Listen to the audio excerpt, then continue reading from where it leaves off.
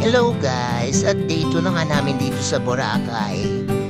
Ito na nga pala yung birthday ng aming bunso na si Sebastian Luis Arevalo.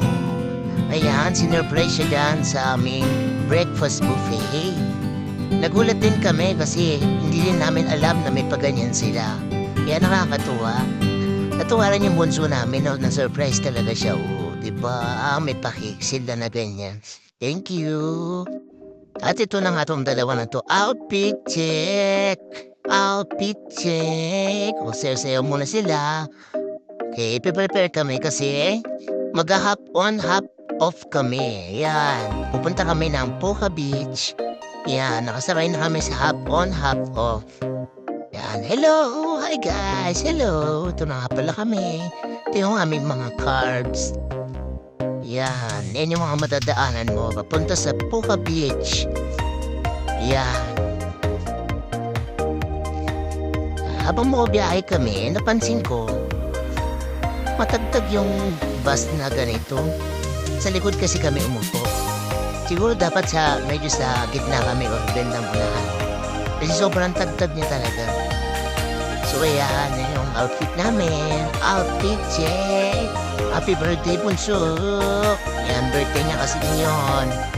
At magagala kami. Yan, tuntua siya. Yan, yan yung mga nagaanan namin. Ganda dito. Parang ito yung Oceana yata. Pangalan nito. Oceana sa Boracay. Yan. Parang mga high-end na hotel sa loob. Yan. Ganda diba? Parang ano siya guys, parang subdivision. Tapos may mga hotel siya sa loob na mga high-end. Yan diba? Parang, ang atafe niya parang Tamaya Coast. Yan. Boracay New Coast pala siya. Yan. At ito, yan. Yan yung Shangri-La de Boracay. Yan. Ganda din. At dito na kami sa Puka Beach. Ayan siya, pagpapasok mo. Yan, ang dami mga bilihan ng mga pasalubong, mga bags, damit. Ayan. Ayan diba? Tapos sa entrance niya, merong nakalagay, "Welcome to Puka Beach." Pipicturean ka nila, harakin ka nila, wala daw bayad, walang bayad, magpa-picture. So yan. Pa-picture sila, pa-picture. Walang bayad mo pa-picture, pero ang babayaran mo, yung mapipicture sa'yo. So may bayad pa din.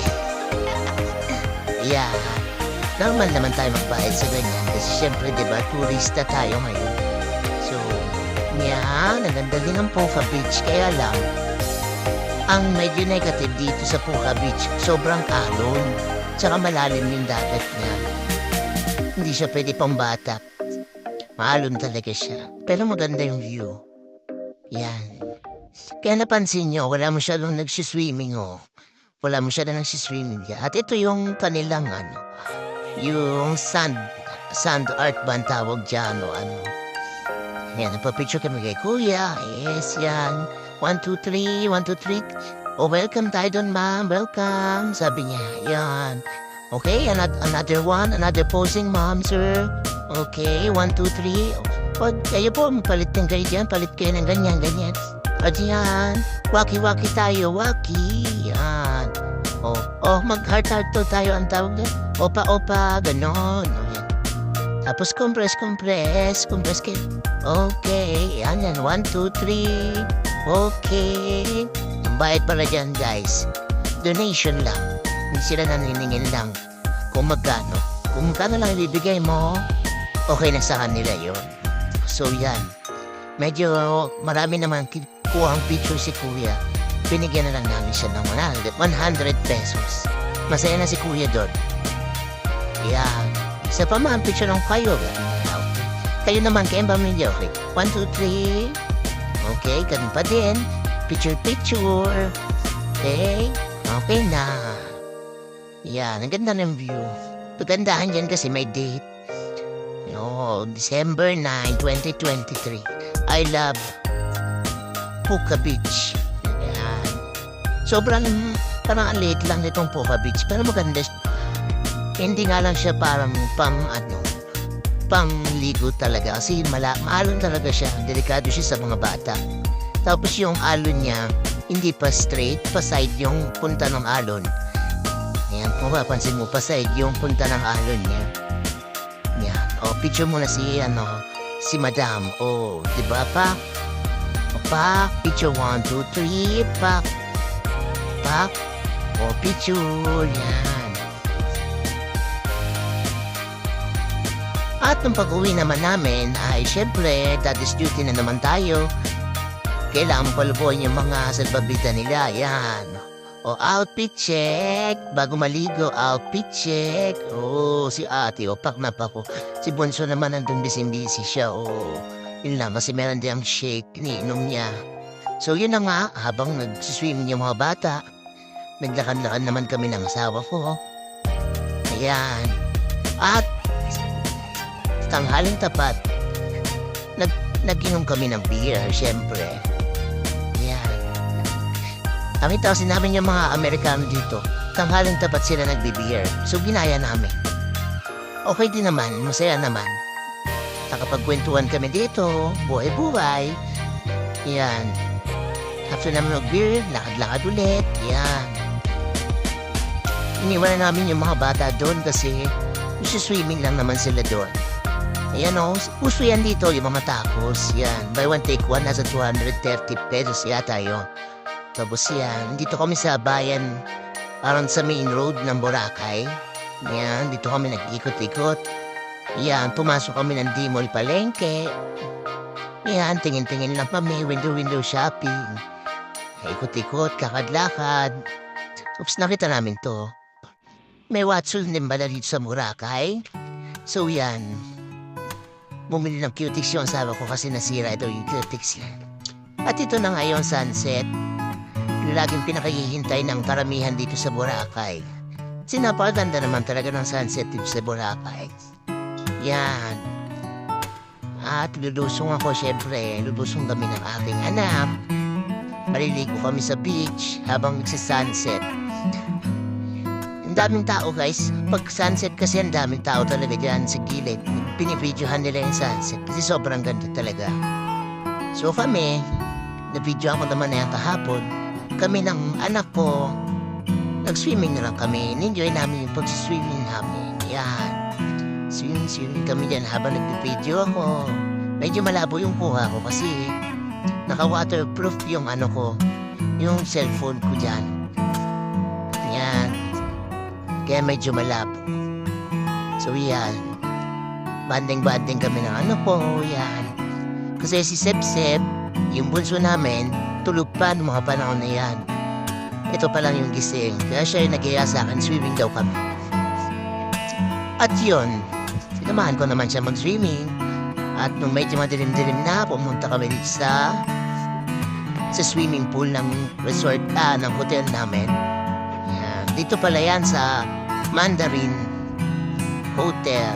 Yan. Yeah, tapos nung gabi na, si Bunso naman nagising. Kami naman yung nag-ikot-ikot ni Bunso. Si Safi naman yung naiwan sa hotel. Si Bunso naman inikot ko kasi birthday niya na ito. Yan, naglakad-lakad kami ni Bunso. Nung gabi, yan. Nakapanood kami ng fire dance. May nag-fire dance siya sa gilid. Yan. Si Bunso nagtataka siya. Para siyang nagugulat sa mga nangyayari. At yan, lakad-lakad pa kami. Yan. Tingin-tingin. Ayan, may mga batang foreigner. Oh, diba? Ipapalaro ko sana si Bunso dyan kaya lang. Hindi sila magkaintindihan. Ayan. Sobrang ingay dyan. Kasi yung mga nagtatambol, may lyre, may tambol, dyan sila, nagsama-sama sila dyan sa harap ng epic na yan. Tatambol sila, hindi ko alam kung anong tawag dyan. Basta nag-iingay sila dyan. Tapos yan, meron din pala dito yung sand. Ganda rin, no? Yan, December 9, 2023. Birthday ni Bunso namin, yan. Yan, ang daming bar pala dyan sa Boracay, sa seaside. Marami rin bilihan ng pasalubong kahit ng gabi. So yun, lakad-lakad na kami ni Bunso. Tingin-tingin lang. Mang-sound trip sa mga kumakanta. Napansin ko naman daming henan dito sa Boracay. Halos sa lahat ng napuntahan namin may henan hotel and resort.